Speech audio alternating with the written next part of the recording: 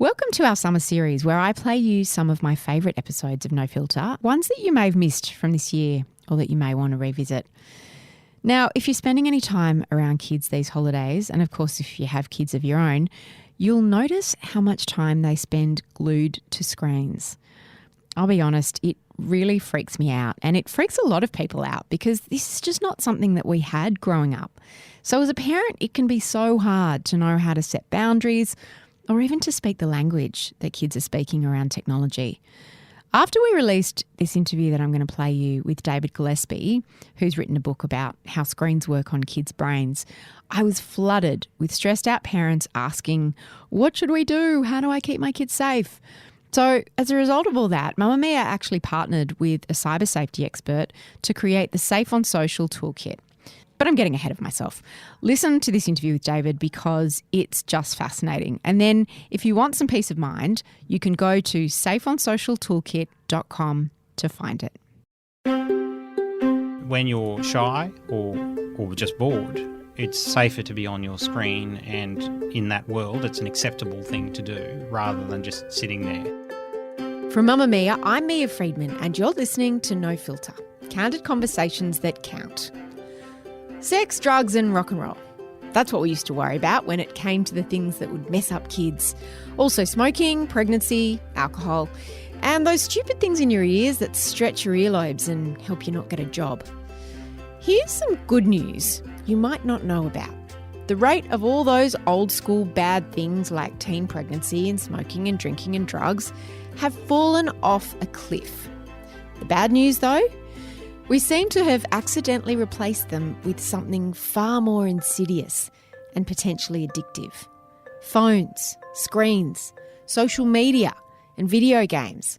They're changing the minds and the behaviour of a generation, and anxiety and depression among young people has exploded over the same period. Coincidence?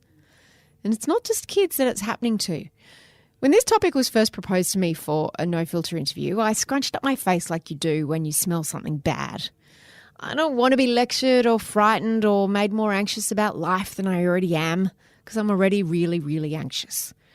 But when I heard that David Gillespie had written a new book called Teen Brain, Why Screens Are Making Your Teenager Depressed, Anxious and Prone to Lifelong Addictive Illnesses and How to Stop It Now, I remembered how much I loved talking to him about his last book, which was about psychopaths and how to identify toxic people in your life. David has a way of making kind of scary, potentially dry topics absolutely come to life. So I read the book and I had so many aha moments all the way through. It helped me to articulate so many of the feelings that I already had about the effect of screen addiction. And it also made sense of so many things that I hadn't even realised, things that hadn't occurred to me. So I was super keen to have David on the show and ask him all of my very many questions about what the hell is going on and how can we fix it. Here's David Gillespie. You say that you decided to write this book a long time ago and you had children for the very purpose of writing this book. Yeah, that's probably a little bit of creative license, I'd say. I didn't. But I guess having a lot of kids who have been teenagers over the last decade, and our kids span in age from 23 down to 15 now. So the 23-year-old is right at the leading edge of Gen Z. That's probably about the oldest you'll get a Gen Z, and the 15-year-olds are right in the middle of it. So I've sort of been seeing it in action. The things that I talk about in the book are things that I have been seeing and living every day. So whilst I obviously didn't intend to have children to write a book about them, turns out that's what happened. I want to talk about that generation, how they're different. Some of the people listening to this might know people of that generation. They might be part of that generation. They might have kids that fall into that generation or will at some stage. Tell me how this generation is fundamentally different to those who've come before it. Biochemically, they're fundamentally exactly the same, which is kind of the problem because they're in an environment that no human has ever experienced before. And by that I mean every single one of these kids is now exposed 24/7 to highly potentially addictive behaviours, software and other things that can really mess with the particularly fragile state of the adolescent brain. Now, that fragile state has always existed. So they're not different in that way. What's different is the environment that surrounds them. I want to step through some of the things you talk about, some of the things that are different. And before we talk about environmentally what's different for them, I want to understand a few terms that you reference through the book. You talk about danger porn and approval porn. Yes. And how boys are more susceptible to danger porn and girls are more susceptible to approval porn. So let's just talk about what they are, first of all, and why they're so attractive. Yeah, so they're completely made-up terms, made up by me, and only because they seem to fit what the definition ended up being. We all know what real porn is, so sex porn. It's a highly addictive simulation of sex. Now, sex itself is addictive because we have a wiring, a reward system in our brain to ensure we do it. And if we didn't have that, there wouldn't be too many generations of humans. And similarly, we have a reward system wired to make sure we eat for exactly the same reasons. That reward system can be perverted by simulation. So, explain that. Well, most people don't get to have sex all the time. Most people don't get to have it as much as they would like to have it. Most people don't get to eat as much as they would like to eat. And so, as a general rule, our reward system never gets maxed out. We never get so much reward that it creates what I would call an addiction cycle, where reward feeds reward feeds reward feeds reward. So it never turns into an addiction. It's just merely rewarding. You talk about in the book, you give some examples, which I'd love you to explain, of experiments that have been done on humans around addiction and dopamine. Can you explain that? So what happens in our reward system is that we're given a squirt of dopamine when we encounter something rewarding or when there's the potential for something rewarding, and that motivates us to get off our bottoms and chase the thing. When we get the thing, it gets dialed down by something called GABA, which is our braking system that says, great, got your reward, dial it back down now. I've had my sex, Yep. I've had my Enjoy meal. This. Yeah. Now have the enjoyable bit, which is a flood of serotonin. GABA dials down the dopamine. Dopamine puts us on edge. It makes us ready to accept a reward. It makes us chase rewards. So some of these So it's got to be motivating in it. Yeah. So, for action. example, some of the animal experiments they've done with dopamine is that they'll disable the dopamine centers in the animal's brain. The animal was perfectly normal beforehand, but then they're disabled. The animal will eat if food is placed in its mouth, but it won't move to get it. Because it can't be bothered. It can't be bothered. It doesn't have the motivating effect of dopamine. So dopamine is partially pleasurable, partially puts us on edge, sharpens us up mentally, sharpens our muscles up, makes us chase rewards. When we get the reward, GABA kicks in, shuts it down, and gives us a nice flood of serotonin. So is that the feeling of fullness after a meal? It's part of that. Happiness it's also after just happiness. sex. Yeah, just euphoria. You've achieved the thing that you were chasing. And the value of that thing depends on the size of that reward you get. Now, that's when it's all working well. Now, what you can do is artificially pervert that system, and that's the experiments you were talking about before. There have been some questionable experiments ethically done in humans where they have directly perverted that system. So they've given a human the ability to dial up their own dopamine.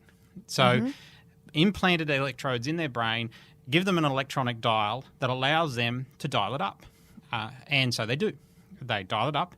And it feels great. And they dial it up again, and it feels great again. So they're hitting the dopamine switch every time. The dopamine's putting them on edge, making them anticipate reward. They never get the reward, though. It just keeps getting them in that state of anticipation, ready to go, ready to go, ready to go. And even though they know it's not giving them a reward, they keep pressing the button. And that replicates experiments that were done in animals that will do exactly the same thing with a lever. The humans were doing it hundreds of times an hour until they removed them from them. There was one woman in one experiment was doing it so often she formed calluses on the fingers that were dialing the button.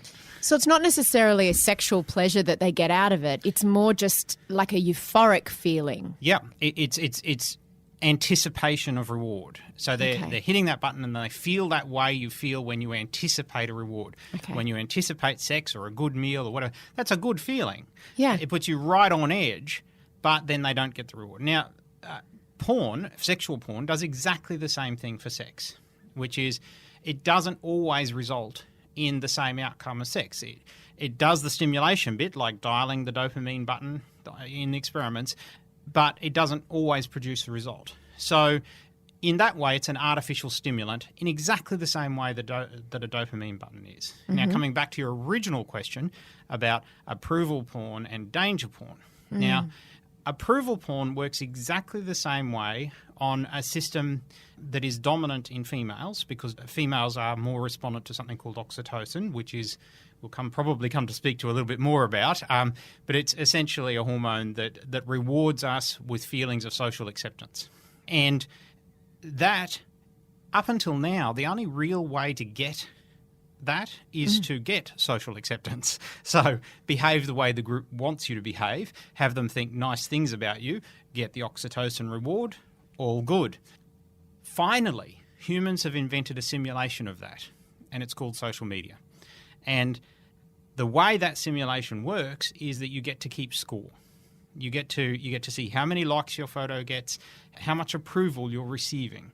So social media is like the gamification of social approval. Social interaction, social approval. Can you explain in the real world what that social approval might be? Like how before the internet did we get social approval, and how do we still, that's not screen related? Yeah, so by working together in groups.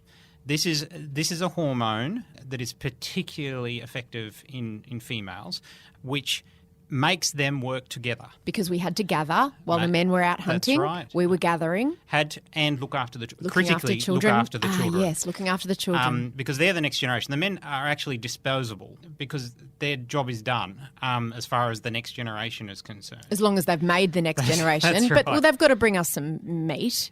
They do, but the community would survive without it.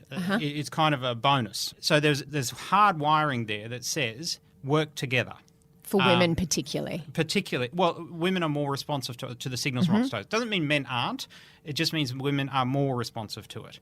And that work together gives you oxytocin rewards. So if you do things that the group approves of, you feel better. They like you, you feel them liking you, you get a reward.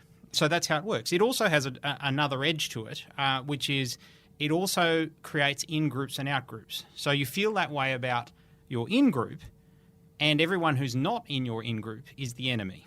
So oxytocin makes you aggressive towards people who are not part of your in-group and highly supportive of people who are part of your in-group. So in real life, that's how it works. And it works for a very specific purpose, which is preservation of the species for the next generation. Approval porn takes exactly that scenario and allows you to do it to the world, to people you don't know, and still get exactly the same feedback about liking you. So when you understand that, it explains a lot of the things about what motivates people. So, and it also explains, and we're going to jump around, but it also explains why our daughters are more interested in social media than our sons, or why women are and men tend to, if they're on social media, they might look, but they'll lurk. Like my husband and my son will never post on Facebook and never like. You'll never know they're there. They might look at it or on Instagram, but you'll never know that they're there. Whereas women are liking and posting, and because we're more susceptible to oxytocin. Women are farming the likes because it has a direct impact on their feeling of self-worth. What do you mean by farming the likes? So that means putting stuff up that allows people to tell you they like you. So that's exactly what it is. So it's putting it out there and allowing people to express how much they like you. Now, oxytocin, by the way, you don't have to use the internet to do it. You can pat a dog and you'll get a shot of oxytocin for you and the dog, by the way. So it's a community binding glue. It's a way of making us or stick sniffing together. a baby. That's right. In fact, it's a very important part of what binds a mother to their baby. It's a feedback loop that says it provides pleasure, it gives good feelings to the person receiving it. And all that's happened is, as you said, it's been gamified with social media, whereas they've figured out a way to make us do that without actual human interaction. You talk in the book, and we'll get to danger porn in a minute, but you talk in the book about how real-world risks for teenagers have dropped. Yes. You write, Generation Z aren't like any generation that's gone before them. They simultaneously know everything and nothing. They are the first generation to have experienced 24/7 access to portable digital devices. As a result, the rates of addictive behaviour that requires them to be physically present, such as drugs, smoking, drinking, sex and physical danger, have declined massively. But electronic simulations of those things have skyrocketed, and along with them, rates of anxiety and depression. Yep.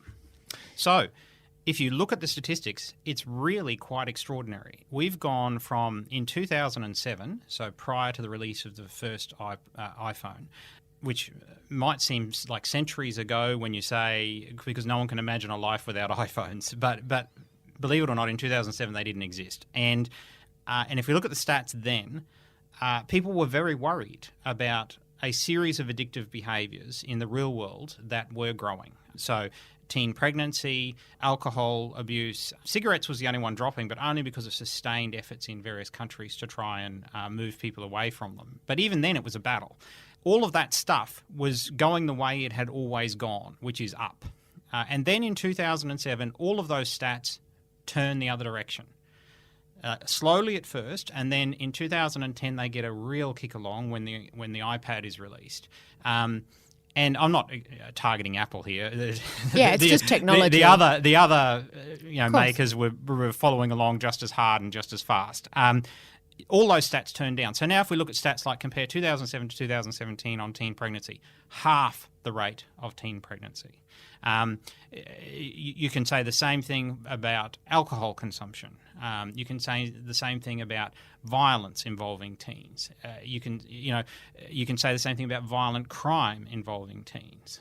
So it's been an incredible turnaround. We've seen nothing like it ever before, and I am amazed it doesn't make the news more often because. Well, it's good news. Why would it? It's very good news. We've been fighting these things for decades, and then suddenly they've all gone off a cliff, and nobody's asking why.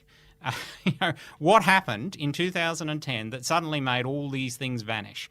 And the answer, I believe, is they found something better to do, which is they found a way to access all of the feelings they could feel with those things in real life, but they could do it from the safety of their own bedroom. Let's talk about danger porn, because that's one of the things, boys and adolescent boys, and you talk about the fact that the adolescent brain is not fully formed until age 25. Yep. So boys have always been programmed to want to take risks. Yeah, by something called testosterone. When you compare levels of testosterone in teenage boys to teenage girls, they're not even on the same planet. Teenage boys have it coming out their ears. It is massive levels. Even compared to adult males, it's massive. Now, testosterone does a couple of things. It makes them bigger, more physically capable, stronger, and so on. It also completely removes their impulse control.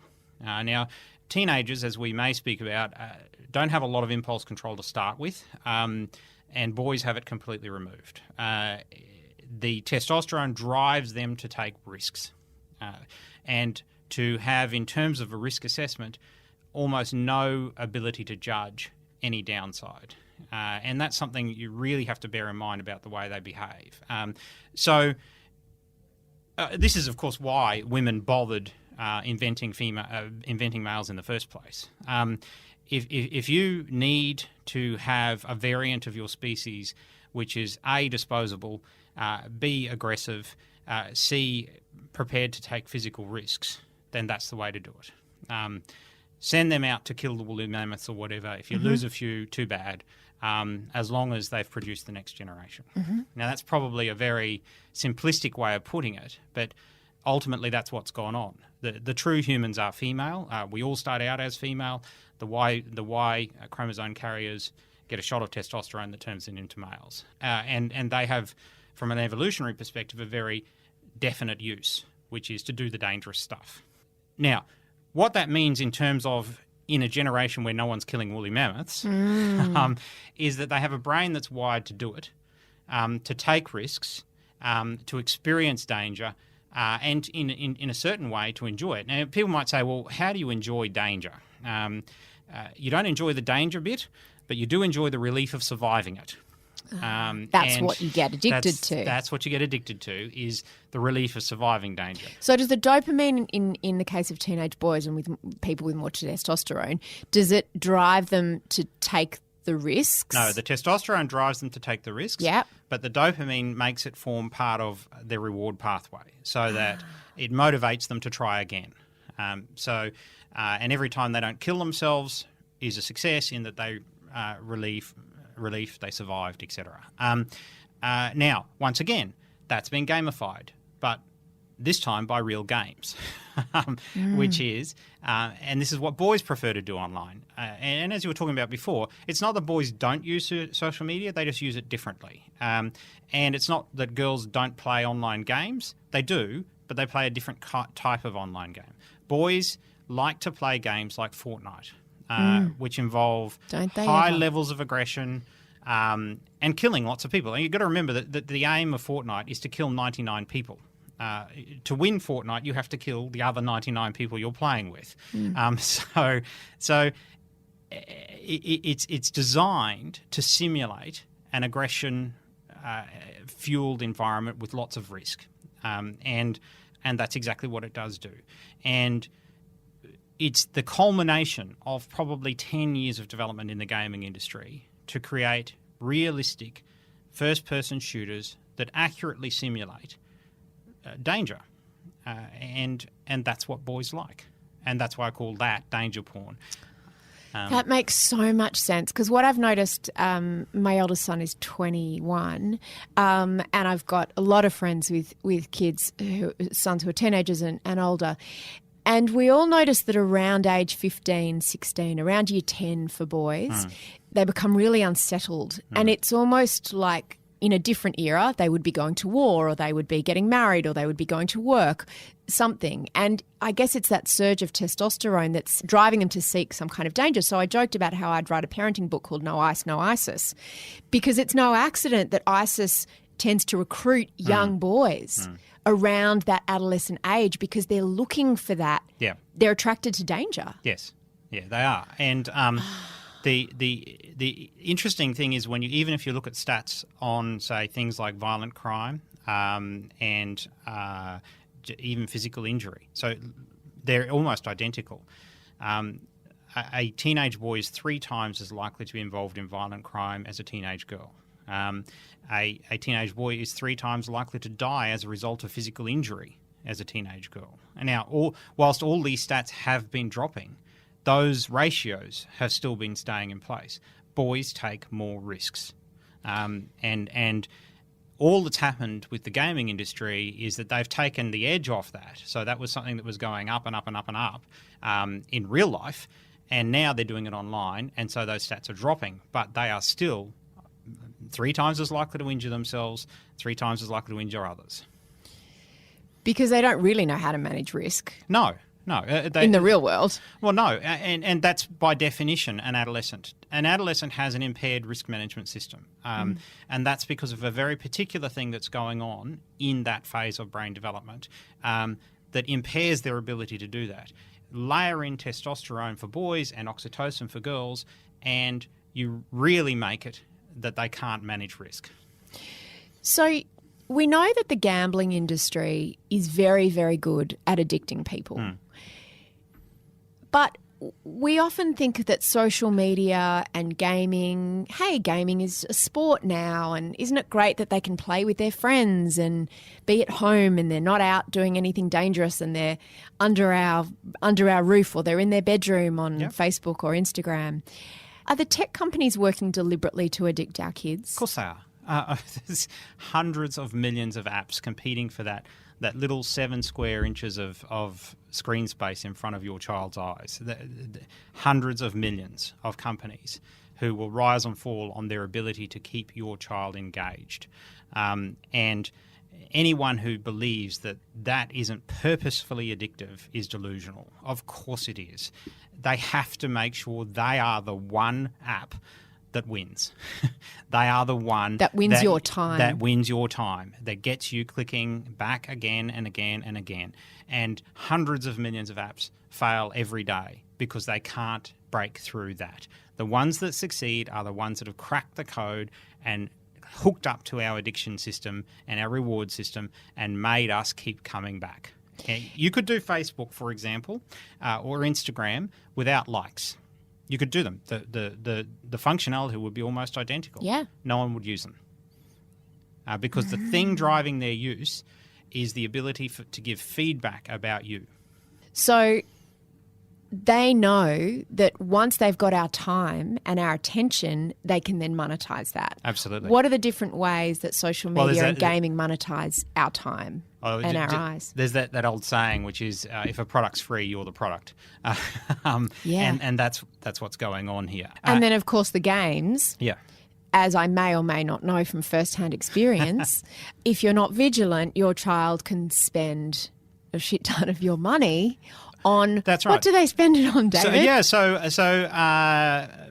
creating money out of this isn't just ads. Because there's not ads on ads on gaming. There's no ads on Fortnite. Where they make the money on Fortnite is in stuff that doesn't matter, but which makes them look cool. So it's on costumes and it's on dances.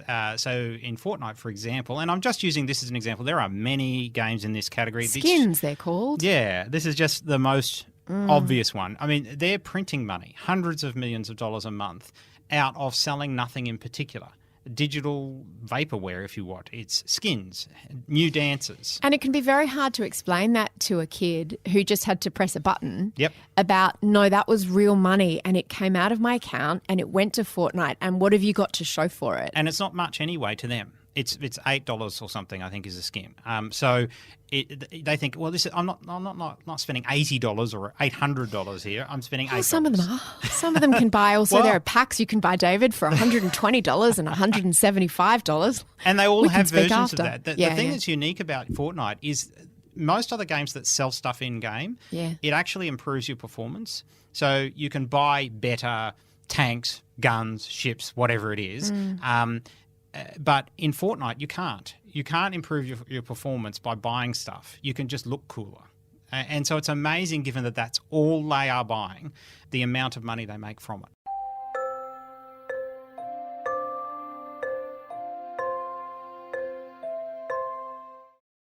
When we look at the combined effect of approval porn and danger porn for adolescents, so we're talking, what's the average age that kids get a phone or access to screens? Oh, the data on that is pretty skinny, and I think probably wrong. One of the big problems here is that it's moving so fast. Remember, you could go back to 2010 and not find a school in Australia that had a one-to-one computer program. Almost no children. My eldest bought one of the first iPads that came into Australia in early 2011. So that is just 8 years ago.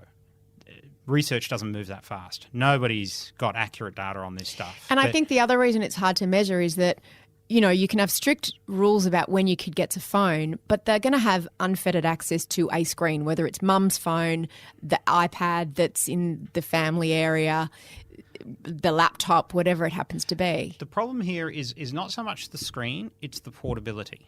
I had access to screens when I was in high school, and that was many, many years ago. That was in the 80s, and there were screens. We played Pong. It was an Apple IIe. You played Pong or you played artillery or something. It did it all on a green screen. But critically, it was in the middle of the living room. No one was taking an Apple IIe to their bedroom and looking at it under the covers, even if there was anything worth looking at anyway. The critical thing here is partly the software, which is, as I said, designed to addict, engineered minute by minute to addict, but partly the fact that these things are extremely portable. So they can be on their person all their time, and so they are. At one school that I know of, they've got a real problem with the girls going into the bathroom and watching Netflix at recess and lunch. And that's hard to police. It's really hard to police. Not only is it hard to police, there's a hidden impact on our education system too, which is almost every school now has invested hundreds of thousands of dollars in providing Wi-Fi capabilities and high-speed access to the internet to allow every kid to be able to access that. The hidden cost in all of this is not just the devices and the effect they're having on their kids, which we'll talk about in a sec, but there's also a real monetary cost. They aren't getting any more money, these schools. They're somehow absorbing hundreds of thousands, if not millions of dollars worth of infrastructure and constant upgrades into their educational budgets. What effect is it having on the social connections that kids and people should be making the use of screens? Well, you've only got so much time. So if you're spending your time on a screen, and the reason you might prefer to spend your time on a screen for social acceptance than in person is in person takes more effort. In person, you run I guess an approach risk in the sense that if you walk up to a group of people who obviously know each other, you could be rejected right there and then. You don't face that possibility if you post something on Instagram. Sure, you might not get as many likes as you want, but it's not rejection. So there's a combination of not having enough time to interact socially and it being easier to just do it on a screen. It's not just at schools either. I mean, I sort of became aware recently that I've got 3 kids and my youngest doesn't have a phone, but everybody else does. And in the morning, we're all sitting in the family area before we go to work and before we go to school, and we're all looking at our screens, except the youngest one who doesn't have one. So he's kind of wanting to talk and everyone else is catching, looking at their calendar, looking at the weather, catching up on the headlines, doing legitimate things. And once upon a time, that would have been looking at the newspaper. But the normal social interactions that would have happened a generation ago, not even a generation ago, 10, 15 years ago, aren't happening anymore. Well, you can see just walk into any restaurant. People sitting across from each other both on their screens. And school playgrounds as well. That's right. And that's because it's a safe thing to do. When you're shy or just bored, it's safer to be on your screen, and in that world it's an acceptable thing to do rather than just sitting there looking lonely. And people talk about resilience a lot. My feeling is that that's part of why we're losing our resilience. I mean, resilience is a muscle. If you don't keep using it, it gets floppy and it diminishes. But the uncomfortable moments of social interaction, we're stripping them away so that no one has to feel any kind of discomfort. Well, like any skill, social interaction is a skill. It's something you have to practice. You don't become the shooter for the diamonds without practicing putting balls through a hoop. Same goes for social interaction. If the first time you bother interacting with real people is when you're 19 years old, it's not going to go as well as if you'd been doing it for the last 9 years. So there's a lot of practice involved in how to react, how to behave, all that sort of thing. And the less practice you get, the less good you'll be at it. Okay, so we've outlined the problem pretty well. I was going to say, what does addiction in teenagers or adults look like? What does addiction look like? People get all panicky about the definition of addiction. I think it's wrong to say the only kind of addiction that exists in the world is addiction to cocaine or heroin or something like that. That is patently nonsense. There is absolutely no doubt that addiction is a perversion of our reward system. It's taking something that is, by any definition, low-level addiction on purpose. We are addicted to sex because it propagates the species. End of story. So that is an addiction mechanism, but it takes that and it perverts it. And how it perverts it is by hitting that dopamine button far too frequently. We have an adjustment in our brain, an epigenetic adjustment called delta phos-B, which is kind of like a ratchet. Every time we hit a dopamine button, it ratchets up 1, and then it decays. So give it a break between when you hit it again, and it'll decay back down to a normal level. Hit it over and over and over and over and over, and that thing is ratcheting right up. And that means that delta phos-B tells us our tolerance for dopamine, how much we have to get to feel good. So if you hit that thing over again, over and over, this is why social interaction is desirable but not addictive in real life. But the ability to simulate it and repeatedly hit it fast pushes that ratchet up and up and up and up. And then you've turned something that's desirable into something that's addictive. Because your baseline's gone up. That's right. And if you pull back from the addiction, and this is what withdrawal is with all addictions, you give that thing time to reset. It will reset entirely within 3 months. But the fact that I said 3 months and not 3 minutes there tells you how slow this is. Oh, God, David, 3 months. I may as well have said 300 years. That's right. But that's what happens. How do you know if a kid's addicted? Because they can't put it down. They can't. Well, that's all of us, isn't it? It is all of us. But it's... I notice your phone's not here on the desk while we're talking. Have it in my pocket. But people who are older generations, A, weren't wired for this when they were younger, and B, had their brains mature before there was the ability for this. The other thing that happens with addiction is there's something called a gateway effect, which is that ratchet point, the delta phos B, is the same for all addictions, and it's the same mechanism. So once you are addicted to one thing, you are addicted to everything, or potentially addicted to everything. Is that why when people give up smoking, they might drink more coffee, or they put on weight because they eat sugar? Yeah, because sugar's addictive. Or they start drinking vast quantities of coffee.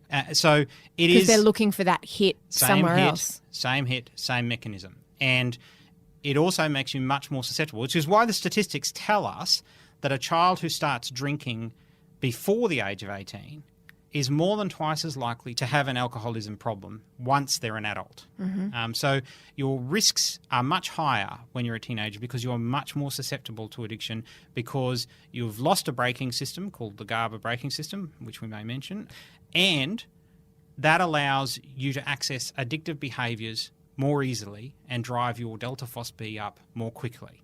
So once you are in that state where you are addicted to one thing, then you are much more easily addicted to anything. We were talking, David, about the different ways that the tech companies addict us Yep. to technology. A little while ago, at the suggestion of a friend, I turned my phone from colour to black and white to grayscale, and I found the most extraordinary feeling of sadness. For the first day, every time I looked at my phone, I just felt sad. And now I realise that it was almost like an interruption of the dopamine or an interruption of something. So what makes you feel sad is serotonin. So your serotonin levels were dropping because you weren't finding it as rewarding. I didn't get that Yeah. excitement that Yeah. I hadn't realised. I suppose if you'd have told me before, I used to say, I get this feeling when I can see my phone just before I'm about to pick it up. That's if I've dopamine. been looking dopamine. Yep. So then I pick it up and then I get the reward That's of right. looking at Instagram or looking at whatever it is, looking it at my calms emails you or and checking makes my you feel WhatsApps good. because there's stuff happening, right?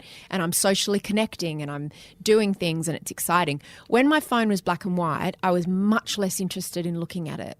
Now, Interesting. I adjusted within a week Yeah. to the point where I was still looking at it quite a lot, but I was never as excited to see it because it wasn't all those colours and it wasn't as exciting. Never assume with technology that anything is by chance. I've worked in this industry. I know what goes into design. And these guys spend enormous amounts of money and effort on every single decision. Should that pixel be there? Should it be there? What colour should it be? We're getting feedback from the beta testers that is distracting them. And the fact notifications are in red so That's that it right. means urgent. urgent. Every single thing you see on that screen has been engineered to within an inch of its life to have maximum engagement. And that's why I laugh when people tell me that software can't be addictive. All right, so let's switch gears. What can we do? Is it too late to save ourselves? And if so, how do we save our children? I guess there's one thing we haven't really covered, which is there's a special susceptibility biochemically in adolescent years. Remember I mentioned before GABA, which GABA is a neurotransmitter that turns off dopamine. So in essence, it stops us becoming Is addicted. it like willpower? Sort of, but at a biochemical level. It actually turns it off. So it's part of our reward system. When we get the reward, it kicks in and turns off the dopamine so that we don't keep ratcheting up our dopamine set points and become addicted to things. So it's about dialing it all down again. Calm down. We got the reward. Let's move on. Don't have to keep eating. Don't have to keep eating. Don't have more to, sex. That's right. So it shuts everything down. And GABA is important as a suppressor. It's a multi-purpose suppressor of stuff. That's, of course, the technical term. And it is important in stopping our reward system becoming an addiction system. And that's it's how you can have a Tim Tam but not need to eat the whole packet or not become addicted to Tim Tams. You just have a Tim Tam and it's really nice when you have one. That's right, as long as that's all operating well. Now, the interesting thing about GABA is that in puberty, we dial it down massively. Why? Because we can't start puberty without it. It's such a multi-purpose suppressor of stuff. It suppresses our ability to enter puberty. So it's what stops us going into puberty as soon as we're born. And for reasons that are not quite clear in a timing sense, it waits 10 years probably until all the other bits of the body are ready for it, and then it dials down and puberty starts. It happens on a mini scale, by the way, in women every month, in that the only way for a period to start is with GABA dialing down. So it's That's why we can't suppress our inner bitch. Or is that just me? Well, no, it's why, depending on which phase, a woman is either more likely to become addicted or less likely to become addicted than a male because of the different variants in GABA. So when we dial GABA down, our reward system is much more easily addicted because the brakes are off. GABA stops us. If you take the braking system out, which is what we do when we enter puberty, then when we're exposed to addictive behaviours or substances, we have no way of stopping. And the GABA doesn't kick in, it doesn't help us, it doesn't stop a reward becoming an addiction. And that's at exactly the moment that we've decided to expose an entire generation to the most addictive software known to man. Oh my God. So it's always been there, always. Yeah. Adolescence, it actually helps us become adults because it allows us to take risks that an adult would not take. It allows us to learn. It allows us to push the boundaries. But in this particular environment, it actually just opens up the gateway to addiction because it says, you know what, going to take all the control systems off here. And that's why we've had rules. You can't drink, you can't smoke, you can't gamble, you can't do all these known addictive things And people before the age of 18. And people disobey them, Yeah. but it's a relatively small subset. Whereas now we're saying to every child, you can have access to addictive everything all the time at a time when your brain has been dialed down to allow you to become addicted. So that's why it's dangerous. GABA, by the way, doesn't recover to adult levels until our early 20s. So during that entire phase, we're sitting there, a sitting duck for addiction, and what we've decided to do is expose that entire generation to addiction. Before we talk about what we can do, I want to ask you what happens when Gen Z, your son's 23, mine's 21, when they get into the workforce and have to take over the running of the world. What does this potentially mean? We're already getting a preview of this. So we're starting to see in the United States an opioid addiction which is unbelievable in its effect. As I said before, there's a gateway effect with addiction, which is once you're addicted to one thing, you're addictable to anything. And these people have had access to addictive substances like never before. And they are all primed to access addiction, which is what will be driving. And the opioid wave we're currently seeing is just the pointy thin end of it. It's just those really, the older edge of that generation starting to hit into that. When all of them get access to that stuff, I believe it's nothing less than cataclysmic for our society because we've seen addiction for a long time, since at least the 1960s. By the way, prior to the 1960s, it was very hard to get addicted to much. There wasn't an awful lot you could get addicted to, except perhaps alcohol and cigarettes. Can you get addicted to like TV? So say, like watching television or a television show. Can you get addicted to that? Certainly you can. Just watch Netflix. How many people binge watch an entire season of Netflix? The difference between Netflix and television is that you might be fiendishly addicted to the Brady Bunch, but It's only on once a week at 4 o'clock. That's right. There's a natural break. Yeah. And your delta phos B gets to reset. You might find it the most attractive thing in the world, but you've got to wait a week till you see it again. So normal programmed television, not so much. You might enjoy it. You might keep coming back every week because you remembered you enjoyed it, but it's very hard to become addicted to it. Can you get addicted to people? Once again, in real life, we have things that motivate us to behave in certain ways. People that we like to spend time with because we find that rewarding. So addicted in that sense, which is we find it rewarding. Addicted in the sense that this is a problem, no, I don't see how that could happen unless you had some way of being non-stop exposed to the pleasure you receive from being with that person. What are some of the signs that a kid might be addicted? The big sign is, for most parents, and these just from talking to parents and my own lived experience, is you're constantly finding them with a device when they shouldn't. They know the rules, they know it should be there, they know they shouldn't be accessing it, and yet over and over and over again, you find them with the device. They default back to it all the time. They'll default back to it all the time. So it's like the people who had the dopamine electrodes implanted in their brains. So, they have to keep pressing the button, and it doesn't matter what the potential downside to that is. You catching them, implementing punishment regime, whatever. Unless that punishment regime involves physically removing the device, they're going to be back at it as soon as they can be. What are the rules? Tell us what we've got to do, David. This is the hard bit. And I've got to say that, I didn't descend from space with a complete rule book all sorted out. I've been learning this on the go. And I got to say, I felt it was overkill. My wife, Lizzie, has been a lot tougher about this than I have in the past until I read the science. Now that I understand what is actually going on in these kids' brains, I'm much more inclined to actually enforce the rules. And the rules are pretty simple. Keep these devices visible in a public place in the house at all times. So the rule has got to be it goes on that rack by the television and it stays there. Then you get the inevitable, but I need it for homework. Mm-hmm. Which we could talk about school's role in this as well later, but I need it for homework. Then it has to be, okay, but it's still going to be at that table in a public place where anyone could walk past at any time and see what's on the screen. And that is easy to say and a lot harder to do because you get distracted. And they also say, what about my privacy? I mean, teenagers, they want to be able to talk to their friends in private without mum and dad or whoever it happens to be looking over their shoulder. And this is one of our other rules, which is we don't give our high school age kids devices that can access the internet. The school gives them devices, makes them have devices that can access the internet, but we're certainly not going to provide a phone that can access the internet. So they get flip phones. They hate them. Hate them.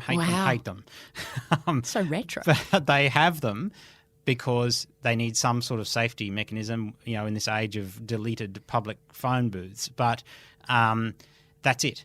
They don't need anything else. And luckily, they're very, very cheap because they undergo extraordinary damage on a very regular basis because they don't care about them. But that's the only way that they get access to the internet other than via a gateway controlled by us or a school. Yeah, but they're going to get to school and someone's going to show them this or watch this video or they'll be at a friend's house or a sleepover. You're aware of that, right? Absolutely. And just like with sugar, we control the sugar environment in our home. We can't control what happens when they go to a party or go to a friend's house or go to school. But we're working on harm minimisation, not elimination. It's impossible to say our kids will never, ever see anything dodgy on the internet. That is just never going to happen. Of course they will. They're kids in a generation that is swamped with internet everywhere. But we're trying to minimise the harm. So no phones that can access the internet. Yep. Screens in publicly available places. What else? Real consequences. I guess that's the thing that we find is most effective is that there be a real consequence for breaking a rule and that it be consistently enforced. As soon as there's any notion that it's negotiable, which I've got to admit I've been guilty of a lot. I'm the soft touch. I'm the one that they can negotiate with. But I've certainly gotten a lot more backbone once I've understood what's actually going on in their brains. But no negotiation on rules, which is if we said you lose access to that device for 24 hours if you are caught with it in your bedroom, then that must be what happens. And so that's what we do. The other thing we do to try and limit device access is on holidays. They're removed, locked up, put away. There is no longer the excuse of I need it for school. And so therefore it has no purpose being in their lives. And we get a shakedown every holiday. We get it first few days is all kinds of ugly. But after that, you get your normal kids back. I've heard that again and again, the idea of that. It's interesting because most people, including me, tend to relax screen time rules during holidays, where it's like it's school holidays, okay, you can watch, you can play your video games, you can spend more time online. Because, YouTube is the other big thing. Forget about watching free-to-air television. That doesn't even exist. They don't know what that is. No. It's all about YouTube. Yes. What role does that play? I mean, I've been reading in so much lately about the way that pushes kids through to extremism around all kinds of things, because they watch one bit of content, then it says, why don't you watch this? Why don't you watch this? Why don't you watch this? I don't just mean like religious or those kinds of extremism, but just extreme content in whatever area. It just keeps, as I said before, if you're horrifically addicted to the Brady Bunch, you have to wait a week. In YouTube, there's no gap. In fact, you can do nothing and the next video will play. Selected for you by an algorithm designed by software engineers to who keep want you to there. Addict you. Yes. Allowing a kid to get involved in that conveyor belt is simply handing them over to the people who design those algorithms and saying, see how easy it is, see how much you can market to my kid without a gatekeeper, because they all involve ads too. So that's what's going on there. And I agree with you. A lot of parents, and this was us too, would say they're on holidays, they're bored, they're not supposed to be working anyway, so why can't they? And the answer is because of the biochemistry of what we've seen. Give them a break. Give them a chance for their delta phos B to recover and get back to normal levels. You will subvert addiction. And people will say, but they get bored. Yes, they do. Absolutely, they get bored. Within seconds, they get bored. And then they find something to do. They find something, they rediscover toys they haven't touched in a million years, or they rediscover that they have a backyard, or they rediscover that they have friends. They get bored, but then they find something to do. When you talk about vigilance and consequences, all of that means that parents have to be around a lot. Yep. For some parents, they're at work, they might be a single mum, their kids are in aftercare or they're at home unsupervised, particularly if they're teenagers, they're probably at home unsupervised for a lot of the time. Yep. How do you do that without someone at home full time? I don't think there's a good answer to that. There are some answers to it. There is software that you can use that limits access. I'm not I'm not at all confident in its capabilities. I'm not at all confident in my capability to properly set it up. And I'm absolutely certain that a digital native can subvert anything that you can think of in software terms. We're so outclassed in terms of that. And so there aren't good answers. There's wishing and hoping. One of the things I wish and hope is that schools would stop making kids have devices which are highly addictive, because I've seen absolutely no evidence that there is any educational benefit in having those devices. So why on earth are we doing it? I feel schools have fallen hook, line and sinker for a marketing line from tech companies. The people who run these tech companies do not let their own kids use these devices. So why on earth are we forcing our kids to do it at enormous monetary cost to the schools, but much worse than that, enormous potential damage to the kids? What about the argument, and it's one that I've made in the past, because one of my kids' schools doesn't have devices and one kid does. What about the argument that this is the world? Like, we've got to equip them to live in the world, and, Latin or long division, those things are pretty irrelevant in this world. What about that argument? When I went to school, they had computers in labs and classes cycled through those labs. Those computers were attached to the walls. They were not entertainment devices. They were teaching you how to use a computer. There's absolutely no reason not to continue to do that. There's absolutely no reason. I can't see any research that says there's a benefit of having the child have its own device, personal device, that they carry with them 24/7 versus allowing a child to access a computer that's attached to a wall in a school. There's no evidence of that. There's an enormous cost, just the cost in the infrastructure to parents and to schools, and an even bigger hidden cost, which is this potential for addiction. But I'm not saying don't let kids use computers, don't teach kids how to use computers. I'm saying do it in a way that doesn't also create a high potential for addiction. Depression and anxiety, we are seeing an absolute, at the same time as things like teen pregnancy are coming down, teen anxiety and depression and suicide are going up. What's the connection that you've seen? That's the paradox, so all these addictive behaviours that in the past, if you had asked anyone in 2007, what's the cause of teen anxiety, depression, suicide, etc., they would have said Well, it's all of these behaviours. It's alcohol, it's cigarettes, it's drugs, it's violence. All of these things are connected. Now, for the last 12 years, they've been going in the opposite direction. And in that same time frame, conservative estimates say teen anxiety has doubled and depression has at least doubled. Now, that tells you that the theory is wrong, or that something else is going on that has replaced that addictive behaviour. We know that addiction and anxiety are closely related, very closely related. From a biochemical perspective, becoming addicted looks almost exactly the same as anxiety and depression. And in fact, if you ask professionals on site alone, without taking a medical history, can you tell whether this person's is an addict or is suffering from anxiety and depression? And the answer is no, not from behaviour. You can if you take a history, but not from behaviour. And so we know biochemically, and I go through the gory detail of this in the book, so I won't bore your listeners with it, but we know biochemically that it's a natural consequence from addiction. As addiction increases, so too does anxiety and depression. And teenagers have always been particularly susceptible to anxiety and depression because they're particularly susceptible to addiction. It's just that now we have a lot more things to be addicted to.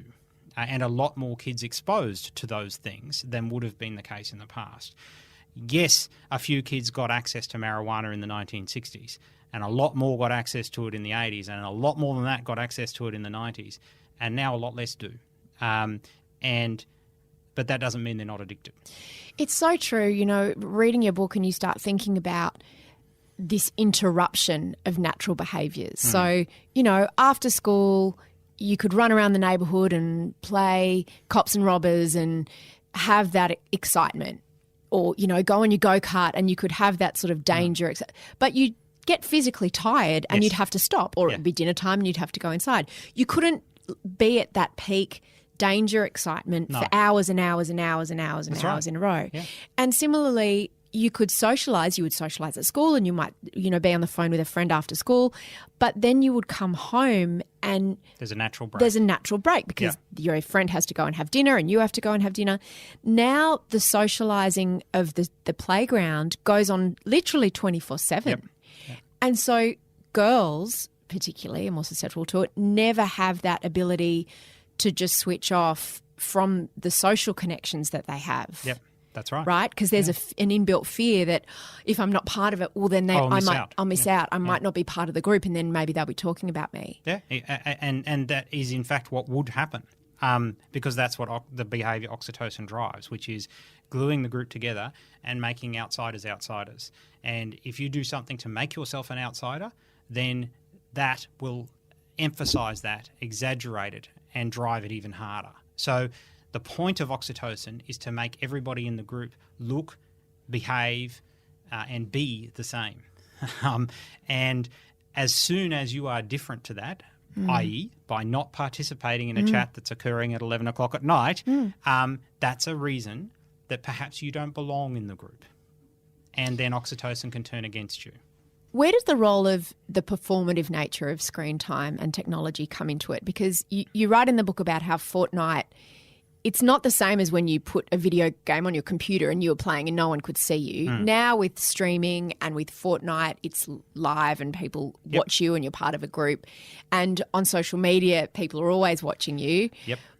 How does that factor into the whole scrambled egg situation? Remembering that I said that oxytocin doesn't just affect girls, it's just stronger in girls. It affects boys too, and that's the thing that gaming companies figured out pretty early on. It's actually a fairly recent innovation in gaming, which is probably in the last 4 to 5 years, to include the ability to talk to other people on your team, and have you be aware that they're there. Even when they're dead, they're still there.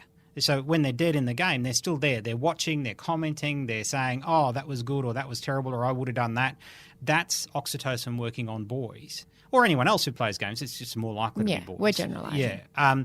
But that's the same thing happening just as much as it would be on Instagram, which is that you're getting instant social feedback on your likability, your performance, etc. Right. It's one of the things that a lot of parents told me in the interviews I did for this book is especially the parents of sons who are addicted to Fortnite, is one of the big reasons that the son will always give. Some parents have tried to implement a time limit, tried to say, all right, you can play this for an hour. It's never an hour. And one of the reasons, even if the parent tries to take it away at that point, they say, well, I just need to finish this because I'll be letting my team down if I don't. So there is that built into the game, that notion of your team is depending upon you. You are critical to the performance of this thing. And if I don't just sign up for the next round, my team will be unable to compete and I'll be letting down 10 boys who can't play. So that team thing is being used by the game makers. It's a natural thing that happens in humans. So you'd get the same response from a member of a rowing crew, but they're using it to make you keep playing. And it works well on parents too, because I've heard the argument, if we don't let him play Fortnite, that's how he connects with all his friends after school and then he won't be socially included. And if we don't let her have Instagram, everyone's on Instagram, so she has to be there. Otherwise, we're socially ostracizing her, like those kids that you grew up with who didn't have a television in their house growing up. And everyone will be talking about what happened on Prisoner last night or the Brady Bunch, and they didn't know, they couldn't be part of it, so they were relegated to outsider status. No one wants that for their kids. No, that's right. You become that weirdo who doesn't understand what's going on Instagram. So what's the answer, though? The answer is... No one wants their kids to be that weirdo. And you don't, but the other downside is even worse, which is what you have to do, and I don't know that there are easy ways to do this, but what you have to do is keep talking to them about why it matters. I mean, kids think they're indestructible, but they're not stupid. Just as I found with sugar, whilst kids certainly love to binge on sugar, if you explain why it's not a good idea, eventually they listen. And I'm hoping the same applies here, which is you are going to have to ignore that. And I know that's going to be really hard, and maybe it's going to lose you some friends, but this is why. And maybe it'll work and maybe it won't. Fingers crossed. Thank you for listening to No Filter. If you are still listening and you haven't thrown your phone in the bin, please don't do that because it'll be very hard to listen to podcasts. If you want to hear more from David, search David Gillespie Knows How to Spot a Psychopath in your podcast app or follow the link in our show notes to that show. I reckon it's one of the shows most people talk to me about when they bring up No Filter. They talk about pulling over on the side of the road when they were listening in their car and just going, oh my God, I've been in therapy for 20 years and now I finally understand my mother or my father or my ex-boyfriend. Or my former workmate, or my boss. It's really like switching on a light in your brain. And it is just, I've found it so helpful in explaining a whole lot of things in my life, relationships with people that I just didn't understand. It's really a fantastic episode. Next week, we have Brooke Boney on the show, and she is talking to me about the way she's changing what we see on commercial TV. She's a proud Camilla Roy woman, and it was a really great chat. I'd heard a lot about Brooke, but I'd never met her before, so I think you'll really like what she's got to say. No Filter is produced by Eliza Ratliff. I am Mia Friedman, and I will see you on mamamia.com.au.